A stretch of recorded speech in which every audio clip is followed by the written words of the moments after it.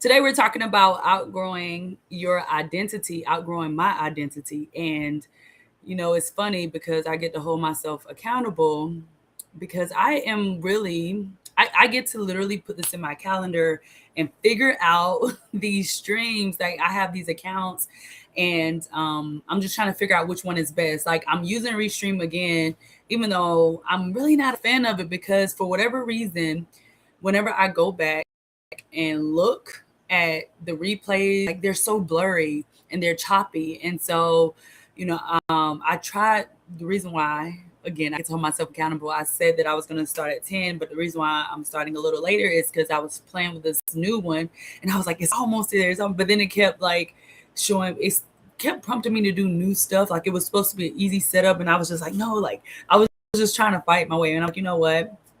I get to put this into my calendar to actually figure out these freaking streaming platforms because everything is excellent. Everything is excellent, and it's not about. Um, it's really like prioritizing. I know that I do these lives as community service, so to speak. Definitely, going above and beyond to share, to share some of my thought leadership, um, just to give back to the community. And I get to do it. And this is something that I've been trying to figure out over the past few weeks. It hasn't been that long. And it gets to stop being a problem because it is not allowing me to show up as my best instead of playing with this stuff. And on the flip side of that, we can always look at what is the lesson in the season, also celebrating the fact that we get to show up. We get to show up when things are messy. We get to show up when we're figuring things out. We get to show up and just do the thing, just do it to our best that we can today. And like not letting the excuse be like, well, I can't figure this out now, or, I time, like we're not doing that. We still figuring out and doing the best we can, and we also get to be accountable. So what I want to talk about today is outgrowing our old identities, and I think I actually messed up the title. I'll go back and maybe I will. I'll go back and change it because I think I'm only on YouTube and Facebook right now. But I really want to talk about this topic today, as far as the identity you're outgrowing and why it may feel like you are losing yourself. And so this morning when I was journaling, I just had so much gratitude, because I'm gonna be real with y'all. Over these past, I want to say 3 weeks, it has been so hard on me mentally, emotionally, all the things. Like I have grown so much on a personal development level just because of what's been required of me. And also, I don't know if you know, but my theme for 2026 is courage. Like I'm choosing to be courageous. And part of that courage is me being vulnerable, is me really being showing more empathy and compassion for myself, because my entire life I have always been a performer. And when I say that, I mean I'm an achiever. I like goals, and so I have always been committed to accomplish my goals, accomplish whatever I wanted in life, no matter what it costs me on a human level, or even on a level. And part of it is just like past jobs, but also I'm pretty sure there's some childhood trauma, as far as like going through that process of the tough love, you know what I mean, and really overcoming of things being hard or things having to hurt in life, and being open to um like letting life be easy and showing compassion and love to ourselves. And so that's what I want to talk about. Like for me, I am currently in the process of outgrowing doing things hard. I am currently in the process of needing like tough love. Like of course definitely being accountable and continue to be responsible. And there's a loving way, you know, to have the same effect. Like it doesn't have to hurt, or it doesn't have to be like push, push, push. I hope that makes sense. If that makes sense, definitely let me know if you can relate to what I'm saying. I will say what I'm going to be talking about also is how the hardest part of growth is not about learning new things. Now, we may have to pivot our focus and like shed light about, things that we've been ignoring and resisting. But it's not about like, oh, for me, and I'm just using myself as an example, just in hopes to relate to you so you can see what I'm talking about. Because I don't want to be talking in theory. I don't want to be talking, you know, in a fantasy land. Like, yes, I'm a little delulu with, with how I see some things in life, and I want it to be tangible and practical for you. So I'm just using myself for example. Number one, it's lived experience, but then also to let you know that you're not alone and it's lived experience. And I may use other examples too. And I'm always mindful of sharing, stories. And so, but yeah, so it's not about learning a whole bunch of new things as we are outgrowing our old versions of ourselves. A lot of times, and what I've done, and I'll share some tips. I'll share some tips at the end.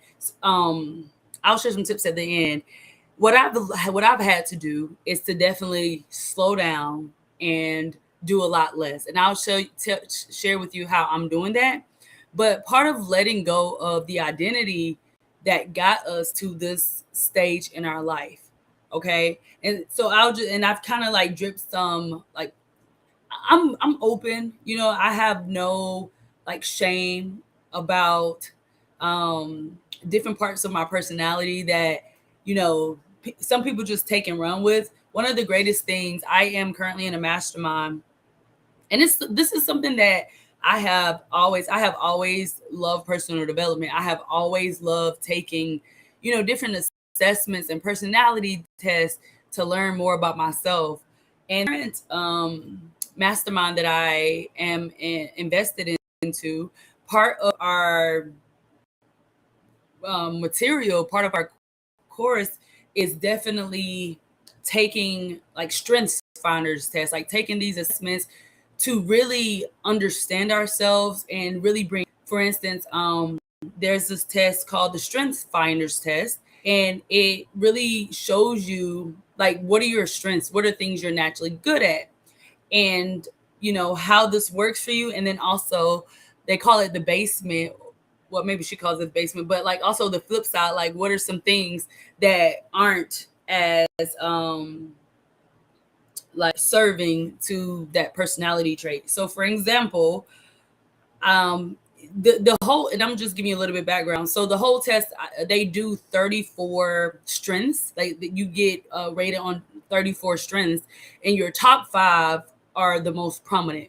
And so some things that were in my top 5 were achiever, and I already mentioned that to you on this live.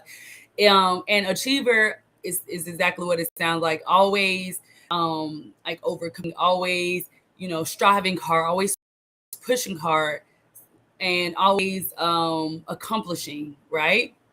And so some downsides about achiever are like it's hard to say no, like because you're so ambitious, because you are so like goal oriented, strategy oriented. It can be hard to go to things if you feel like it is a part of like your plan. Some other things is making work your identity, and sometimes putting relationships above.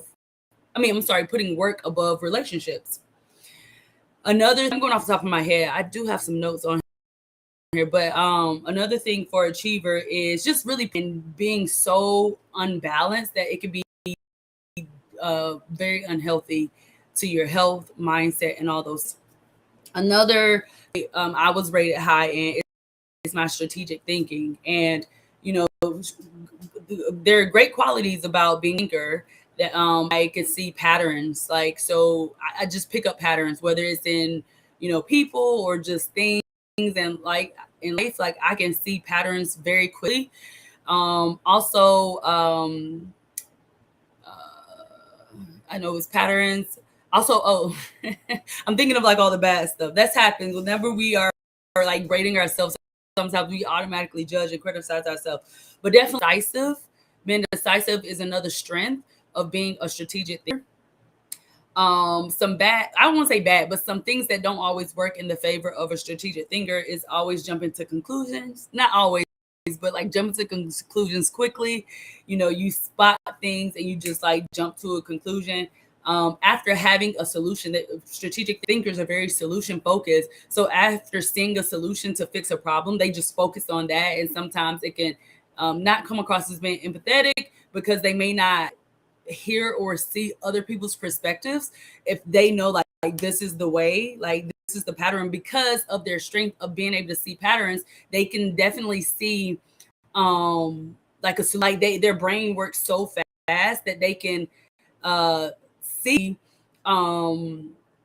like they've already processed a lot. They're fast processors, and sometimes like they can shut people down if it takes people a little bit longer to keep up with a strategic thinker. And we get to allow people to have space to process and go through their journey, but their thinking is so fast, just like people can't really keep up with how they think. Like they can get to a decision and it can work and it can be right, but are like they're confused and they don't know how. Another trait that I rated high, and I mean, I suggest this is something that I will say, being and paying to invest to be in the community, it really pushes you in and do what you're supposed to be doing and not being sidetracked. Like I said, I have always been passionate about, interested in personal development and all the things and all the tests. And it's always been like on my to-do list of like, oh yeah, I need to take more of these personality tests or more of these strength finders assessments. It always began to be like less of a priority. I will say, doing these assessments, and I will say, for this mastermind, the way that it's set up, it's kind of hard to move on to the next step if you don't really do the work. And doing the work is taking the test, to know what you're good at, to understand yourself, and also like being able to relate and understand other people. Because when you take these assessments, they tell you, this is how you communicate with these people, or this is how you like work with these people. But then this is how you get to make yourself be the most effective. And so even with responsibility, that I scored high on that. That was my, I don't want to say score, but it's one of my high strengths. And so a person who is responsible is definitely dependable. They are definitely, I wish I should have let me just bring it up for you. They are dependable, and I hope you still can see me. A person who is responsible, they are dependable, they are committed, they are responsive. So they're accountable, very independent. Those are some traits of being of rating high as a responsible strength. And some of the opposites of strengths, I don't want to say it's not weaknesses, it's just like things you get to be mindful of and work at, are responsible people can come off as micromanagers. But I will saying it out there because I'm like, oh, I don't want to be a micromanager. And that's what makes me a great accountability. I think strategically, that's why I'm like, man, I really want to help people, and I really want, them to pay me to help them get their goals, because it's like I'm laughing at the business that I do because I'm an accountability consultant, and like all three of strengths are in my business. Like, I'm going to help you hit these goals. Like, I'm so, high achieving, so ambitious. We're going to hit these goals. And I'm going to be responsible. I'm going to be your partner. We're going to get to these goals. And so micromanaging isn't bad if it's in a healthy way. And if you have the permission to do it. And that is something I had to learn even in my early childhood. Girl, you can't just be out here helping people who help. So let people exchange value, let people pay you and be helped, so it's a win-win. It's not pressure on them. They literally are running here, just like a personal trainer. Like if you want to get personally trained, you pay a personal trainer. You don't just go to the gym at your own will. There are people who literally pay for the things that they want in their life. So another like downside of having high responsibility strengths is it could come off as super obsessive, and just taking on too much. Again, like just the example of like, if somebody comes to me, it's really hard. And I'm still learning. When somebody comes to me with a problem, or I need to know if they're complaining to me or if they want me to help them, because naturally, I like solutions. I don't like to gossip. I don't like to just complain and be stuck in problems. My brain automatically glows. If I hear something, I want to help fix it. And something that I'm learning as I'm growing in my relationships is that some just like to talk, and some people like, they trust me and they just want to share some things with me. So I am getting better, going back to the responsibility, at being like, oh, do you want my advice, or do you just want to share this with me? And I'm learning how to say it right. And like the people who like trust me, they know I got their best interests. And so the point of me sharing a little bit about myself is to really hopefully empower you to literally just go out there and take personality tests, take these strengths finder tests, take these strategic tests to learn more about yourself. And a little bit of vulnerability about that. So when I took this test, I want to say it's been like 2 weeks ago since I took this specific strengths finder. I got really emotional. I got really emotional. I also got coaching on it, but I got emotional because how I scored. And I'm gonna just speak freely to y'all because I think this is important. Like a lot of times, we think that we got something. We think we are a little better at things than what we are. And when we have neutral feedback, because when you take these tests, the tests that I take, I prefer to pay for the test. I don't like these free quizzes online. They may be good, but I like research-based stuff. So that means that, it's credible. It's been tested with thousands of people. And in a lot of the tests that you get to pay for, they actually use it in corporations to help leadership and help their employees. So it's not just somebody, trying to make money. And I'm not throwing shade. I'm just being real. Like part of taking these tests and learning about ourselves and doing the personal development is very much an investment in ourselves. And when you feel the value to be like, you know what, I am worthy enough to invest this $100 or this $25 or whatever, however the assessment is, into myself, to actually know more about myself, it raises your self-worth. Because and that is something that I do want to get into over the year, is really talking about raising our self-worth for ourselves. And when you pay, I'm just gonna say $100, a lot of them are way more than that. I will say, even for the strengths finder test, I personally invested into the highest package because I wanted to know everything about my, and not just I think they had like a $25 option, but I went ahead and I invested into, I think it was like $60 or $65, because I want full spectrum about myself, because I feel that when I raise my how I myself and how I value myself, and my self-worth raised, and it's like you get more confidence, you get sure, you actually fall more in love with yourself when you really understand how you operate, why you operate the way you do, and how can you use it to your advantage. Because a lot of the people, obviously, if you're listening to this, you are probably over 18, right? And so even if you are 13 or however old you may be, I talk to the same way I'm talking to you. You can ask my brother. I talk to my nephew the same way I'm talking to you. He's only 7, but I empower him, and we should, never mind, that's a whole nother conversation. But and what I'm trying to land with this point is, when we invest in ourselves, for instance, most people drive. You have to pay a fee in order to be able to drive a car, your driver's license or your driver's permit. Whenever you buy a house, there's a yearly fee on property tax, right, for you to be able to be a homeowner. What's another example? Y'all think of some examples, but I know you know what I'm trying to say.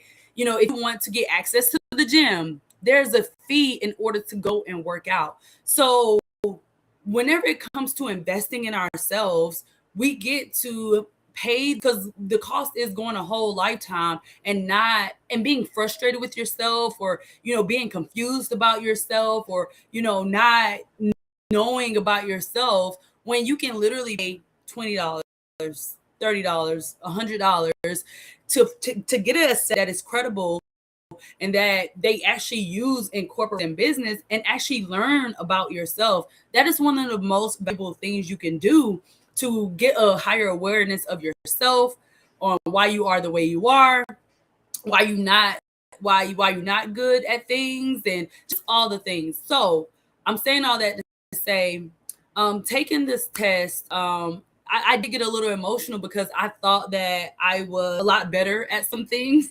And I'll tell you here in a moment what I thought. And I got a awakening. The reason why I was sad, though, the reason why I was sad is because I think I felt a little bit of empathy for the baby version of me, the childhood version of me, because I remember I journal a lot, and I remember there were moments when I literally told myself, and I made decisions about certain things because of my perspective of the thing at the time. And as the older version of myself, the more mature version of myself, I have a different perspective. I thought I was protecting myself at different stages at these decisions, and it worked for me. It worked for me in that season of my life. And I just remember, like, some of the things that I was going through, or some of the things that happened to me, or some of the things that I witnessed when I was going through those things, and it made me. And as a child, you don't really know, or even just having the lack of knowledge of knowing, like, situations that we think are normal, or being in situations that are unhealthy, we make assumptions and we make decisions. And so I was sad because I scored. I'm not gonna say, and I'm speaking plain to you, just so you understand what I'm saying, because most of you may have not taken the test. But I felt when I got my test results back that I scored terribly in relationships. I scored so low in relationships. So, and I'm gonna just be transparent. I have no shame. I got coaching around this, though, so I feel good about it now. But out of the 34 strengths, my first relationship building strength, they the way this test does it, they break your strengths down. And I feel like I'm advocating, like, I have no affiliate yet, because I probably will get one, because I feel like if I have it, I probably will be promoting them, because it's such a good test, and I have just this calm, like, peace and serenity in my heart and my mind after actually processing my test results. They break each category of your strengths into 4 categories. So there's executing, there is strategic, there is relationship building, and then there is I have it in notes. Give me one second. There is influencing. Those are the 4 categories that they break down the 34 strengths. And I'm going to just talk about my top 15, because I feel like my top 15 is, like, if you met me or know me in any capacity, you would you would um you would point something in my top 15, but there are a total of 34. My top 15, number 15 is my relationship building. Like, that's my first relationship building strength. So that means if you look at this thing on a spectrum, my top 14 are all about executing, it's all about strategic strengths, and it's all about influencing. It hurt my feelings because I thought that I was a lot better at relationships. And when I took this test, and I was really sad, like I was sad because I was like, dang, I thought I was good in relationships. And I actually, as I was going through my drive, randomly, even before taking this test, I saw that I had another test, and I don't know if it was from DISC or whomever. It was from a whole different test that I took, and it said that because my strategy, the way my brain works, my strategic thinking is I can see stuff, and I have a high tuition. I have a very high intuition. I have a very high intuition. And because of those components, because I'm very strategic mind and my intuition is very high, like I can feel and I can see people feel to be in good relationship with me. And it's also great for me to be able to see people, hear people, understand people, because of my high intuition. I was sad because when I got the test results back and I'm looking at my results, and I was just like, man, like I thought I was much better at relationships. Like, am I phony? Like, am I just superficial with people? Like, I really wanted to understand, like, why did I score so low? And then, I mean, I'm not gonna lie, y'all, it took me like a week and a half. It took me almost 14 days, and I'm not even being exaggerating. I wouldn't have been able, if I had to talk about this last week, I probably wouldn't have been able to articulate the way I am. And I'm not even saying like, because I wasn't even prepared to go this deep on this section, but I got coaching. So I'm investing in a ticket mastermind. And I was telling my coach, like, hey, like I scored terribly. And she was like, girl, first of all, you're so critical of yourself, achiever, right? You're so critical. You're overanalyzing this. Like this is just how you operate. Like, this is how you operate. I mean, of course, at some point you made this up and you got really good at these strengths because that's what you saw at the time. And it's okay. Now we're at the point, like, we're not comparing, what you should be doing, what you could be doing. Like, this is what you've created through this thing called life. So she really grounded me in like, girl, what are you talking about? Like, this is powerful. Like, what you created up until this point is very powerful for you. Like, you get to she actually coached me, like, continue building and growing on strengths. Like, we're not about to get good at things we not good at this late in life. Like, use your strengths and figure out how you can partner with people who have the things that you are not good at. Right? You get to partner with other people, and through that brings community. That's also leveraging. So that means that we are maximizing, and people who are naturally good at that, their part, like, we get to co-create and co-collaborate with each other. And so, I mean, she said some other things that help ground me. But what I want to land with you is that, yes, I was super critical about taking that test, and I was like, oh my gosh, like, I need, I wanted to know, like, was I disingenuous? Like, I wanted to know, like, how can people like appreciate me or want to be in a relationship with me, but I don't score good at relationships. And it's definitely because of my high intuition, right? And also my strategic mind. Like, I know. So the breakdown, and another thing my coach, she said to me, it's not that I'm not good at relationships. Like, got it twisted. You're making stuff up. You're overthinking this. She said it's not that you're not in a relationship.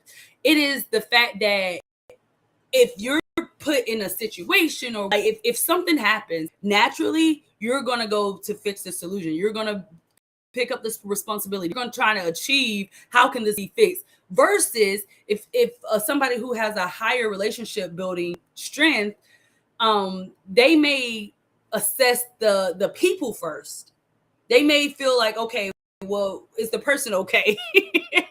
Versus me, I may just jump. Let's say, and I actually used to work in the hospital. So for me, it's like, and I'm just using this as an example, not that this has happened, but I'm just using this as an example. Let's say, if there was a situation, when I walk into the room, I assess the person, but then I'm trying to fix the situation around the person, but I do it in my head. Versus somebody who else is more a relationship, it could be a burning house. Instead of the fire, they run to the person and being like, hey, are you, and not saying that I won't say that the person's okay. This is a terrible example. Again, I did not know I was going to be going this deep with you, but like, they care more about the emotions and the like the relationship faster than it would. It may take me a little bit delayed. Like, okay, and now let me check on this. I hope that makes sense. And again, I'm only 2 weeks in. I am no expert at any of the things that I'm talking about. I definitely, this is just after me reviewing my results and me getting coaching. But I have not, actually gotten like a thorough analysis of the understand what the institution has said. This is me reading my test results and what they wrote for me, and just trying to understand and make sense of how I scored. So I say all that to say, what does this have to do with identifying that you are outgrowing your own self? Like, what does this have to do with this?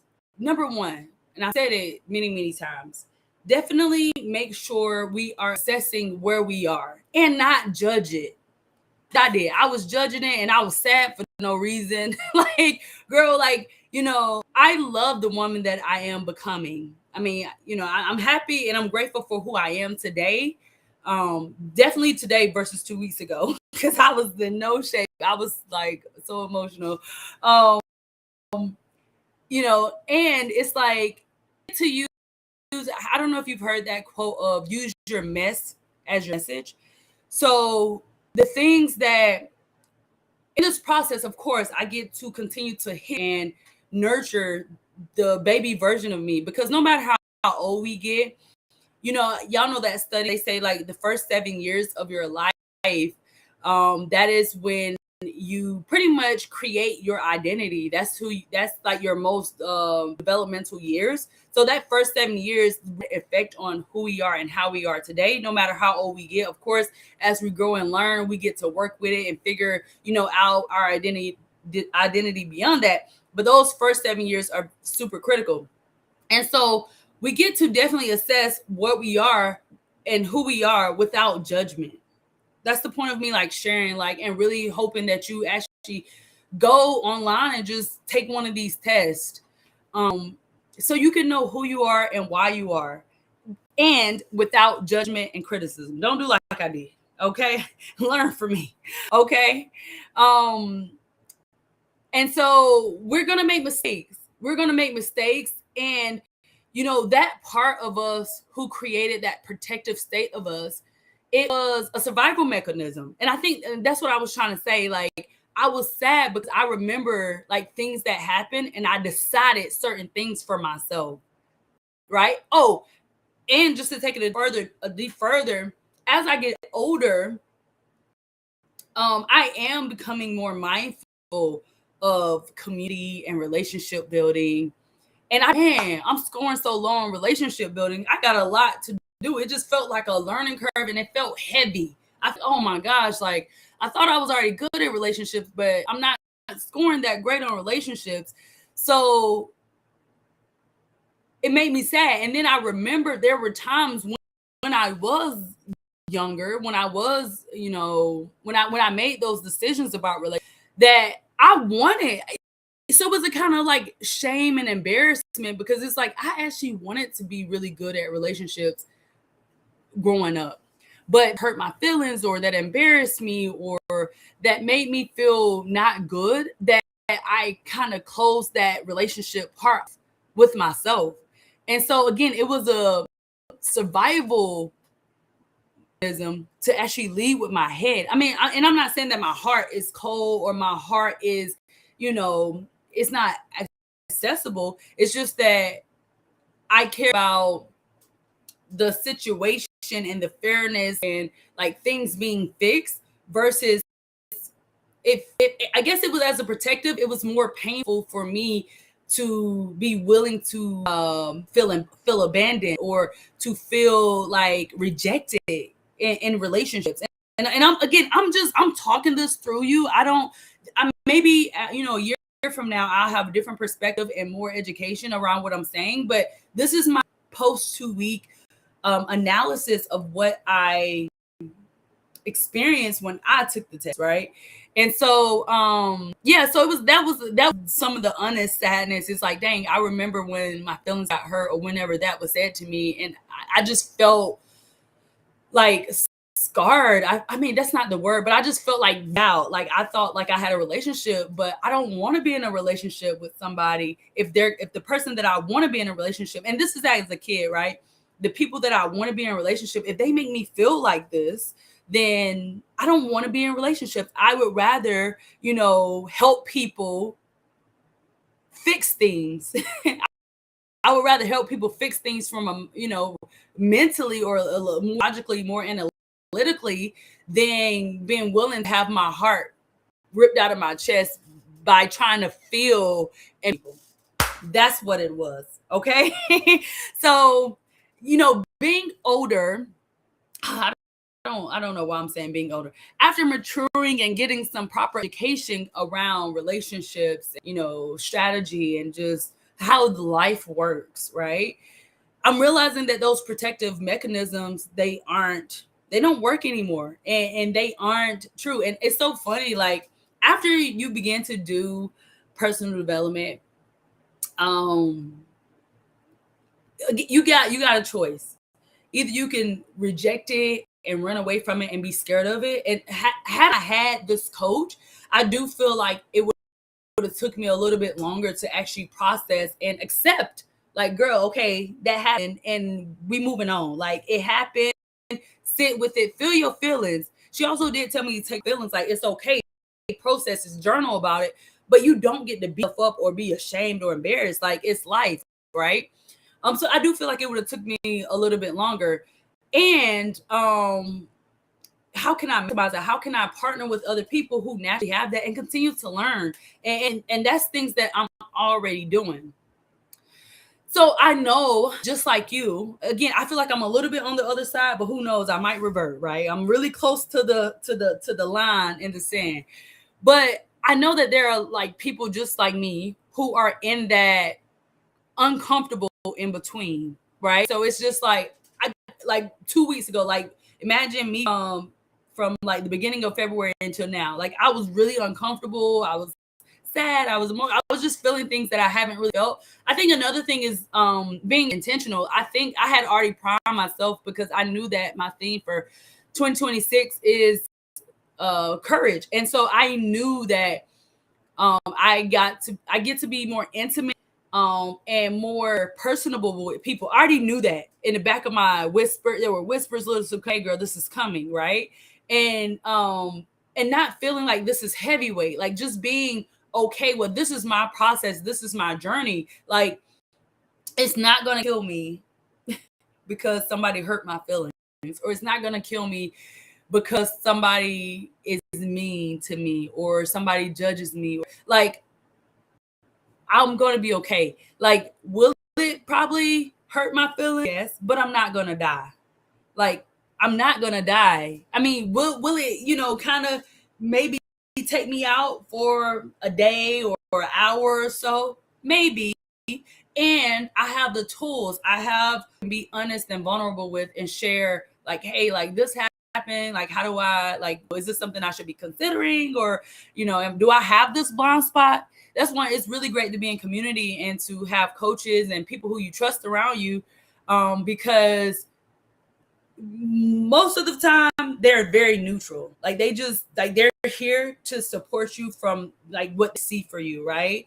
And versus being just only around people who know you and may just be family, no shade. It's like they see you as you are, or as you have been, and they don't have that development, that coaching development, professional development to be able to help you get past or out of it, right? So being in that in between is totally okay, right? No matter how we feel or what we make up from a strategic standpoint, we can get through it. And we know this because we've done hard things before. We've done hard things before it. We survived. And then also knowing that, yeah, it may hurt and it's a lesson.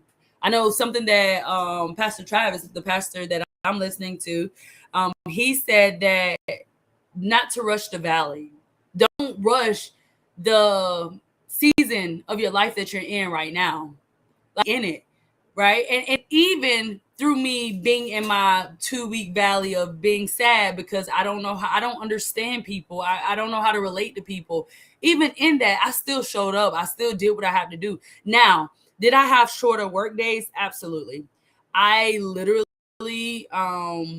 because I really took it. Now I kind of want to laugh at myself because I really did take it hard, y'all. But now I kind of want to laugh at myself because I'm like, man, like, girl, like it wasn't that deep.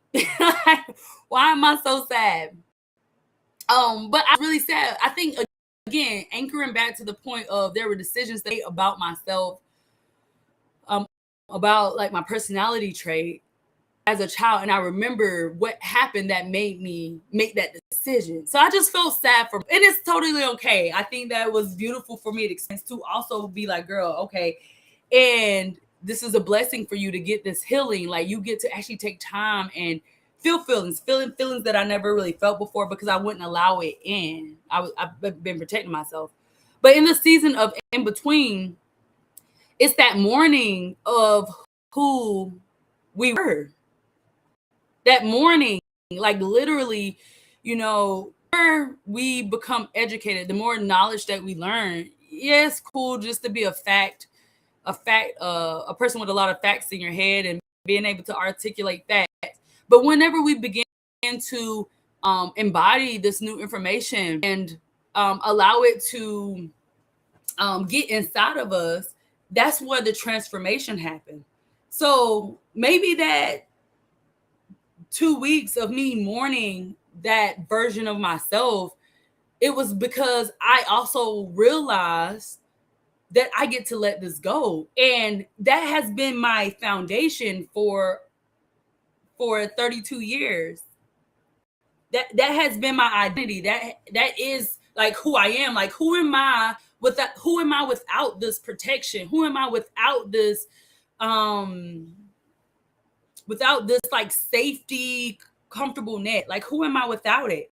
So maybe subconsciously as well, that I'm just realizing as I'm sharing this with you, that there was a morning of, girl, we get to let this go and be faithful and obedient into whoever we are becoming, to who we're truly meant to be, without all the shame, without all the embarrassment, without all the hurt, without all the pain. Like this is who we're evolving to. And so maybe subconsciously, emotionally, physically, whatever, spiritually, I knew that I was releasing and letting go that part of me that I don't need anymore. So there is, I don't, do people even talk about this? I feel like, okay, do we need more content around this? Like as we grow and a lot of people talk about the before and the after, people talk about the pre and the post, but do we actually talk about the comfortable in between? And I'm grateful that, first of all, because I want to ground some things with y'all. I said it, but I just really want y'all to hear what I'm saying. Number one, I'm not in this process alone. So to outgrow your old identity, you don't get to do this alone. You get to be in community. And community isn't just business community, because that's what I thought up until recently. Well, I've been in, that's what I thought up until recently. I thought, well, I got money for my business, I'm good. But I am not my business. Yes, I'm going to invest into my business education because I value that, right? Just going back to what I was saying, like it wasn't until I was like 29. So that wasn't that long ago. How many years is that? 3 years ago? It wasn't until like 3 years ago when I realized that I did, like, my self-worth was high, but not on an intimate, personable level. I mean, whoop-de-doo. That's another reason why my relationships are so low, and that's why I'm consciously and intentionally choosing relationships, because I know that's my next level, to have a personable, intimate, loving, compassionate, empathetic relationship with myself. Now, you may be on the other side of the spectrum. Like, I don't know. I'm pretty sure, like, most of we are like. So I feel like I attract a lot of high performing people, a lot of ambitious, a lot of achievers in my life. So you're probably like me. We're probably like, you know exactly what I'm talking about. And there are people who, like, they are very relationship oriented. They're very, personable and intimate with themselves and other relationships, right? And I'm not talking about, I hope y'all pick this up. I'm not talking about romantic relationship, or not just romantic relationship. I'm also talking about relationships with friends and family and coworkers and community and ourselves. I'm talking about all types of relationships. Okay. And I knew my laptop was gonna die. Okay. And so you may be on the other side. So I hope that examples that I'm sharing with you, I hope that you can relate to and be okay with where you are in your journey. Be okay with where you are. Now, as I was saying, like, that 2 weeks, I still showed my best, and I gave myself space to have a lot of white space. Like, I did my one thing for the day. I was like, hey, if I do this, that means it was a good day. Oh, and by the way, I am resting, and I am allowing myself to feel this overwhelm. Because normally I don't let any of that stuff in. I don't let overwhelm. I don't let anxiety stop me. I don't let pain stop me. I don't let any of that stop me. But those 2 weeks, I was like, girl, first of all, my brain was at max capacity. I couldn't even process mentally some of that stuff. Like, literally, my brain, I was literally at my computer, and I was like, I literally get to shut the computer and go eat or go for a walk, breathe. Just, girl, you need nothing. So I think I did, like, watch like an episode of a show just to get myself grounded. But here's some just rapid fire, because my laptop is gonna die here in a moment.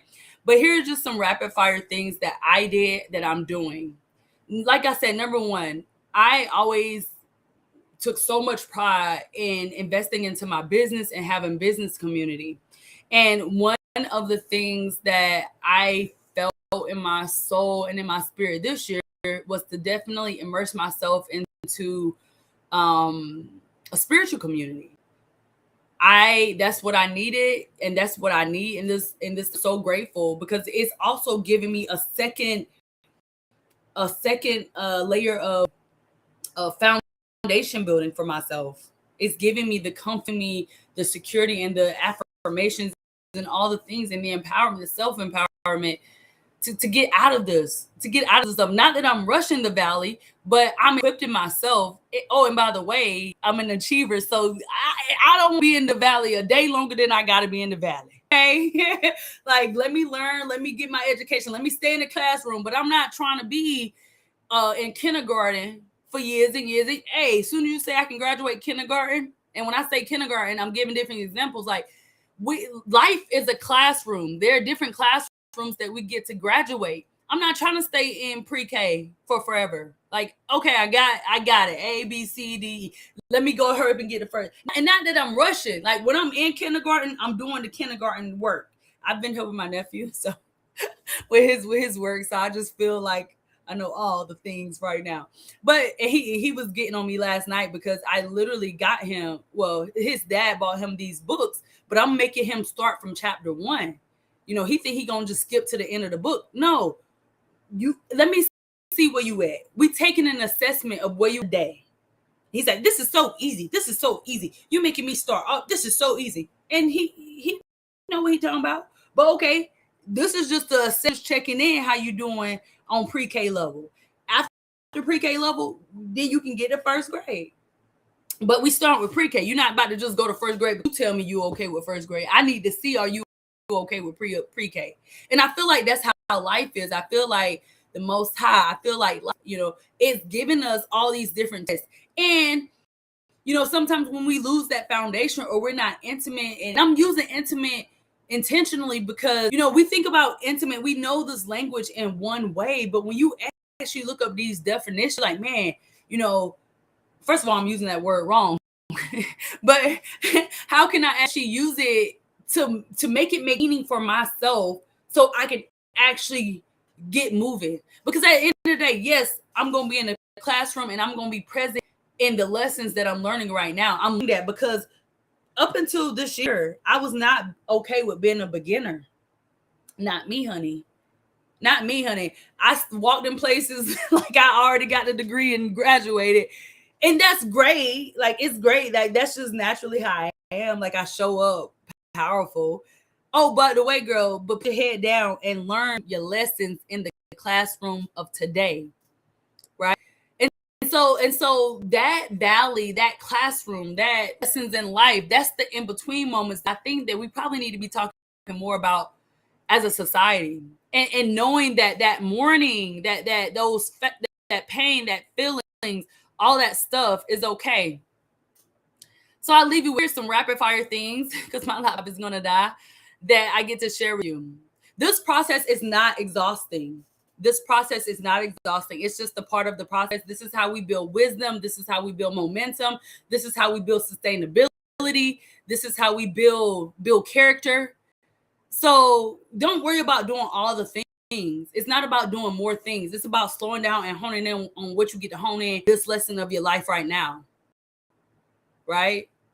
And so some things that you can do, definitely into a spiritual community. I don't know what you believe in, but definitely tap in, connect with people, connect with the word, connect with people, like make it real for you, immerse yourself into your spirituality, journal, process yourself, even if it's just 5 minutes. Like this morning, I just had to write like, oh, dang, girl, you're doing so much better. You feel so much better. You overcame, you felt all those feelings and all those emotions and you made it. So yes, you can deepen your emotions and your feelings. Like you're gonna be okay. It's okay to grow through that process. So journal, spiritual community, clear your schedule. Stop doing so much. Stop trying to be all the things and do all the things. Do less. What is the one thing you can do every single day? Do that one thing, check it off, and just go live your life. Go outside, go, just I like my nephew has a trampoline my mom gifted him over Christmas. And one day I literally had to go jump on the trampoline for 2 minutes, but I was tired after that. Y'all, trampoline is no joke. And I just laid there and looked up at the sky. And I don't know, to be honest, I don't know how long I was out there, maybe an hour, I don't know, myself to have white space. So of course you get to make progress, do the one thing every single day, and the rest of the day, just do nothing. You deserve it. You can, but just because you exist. I do feel like my laptop is going to die. I do feel like this is a topic we get to further discuss. I hope this was super helpful for you. If it was, definitely feel free to text me 757-780-85. Share your feedback with me.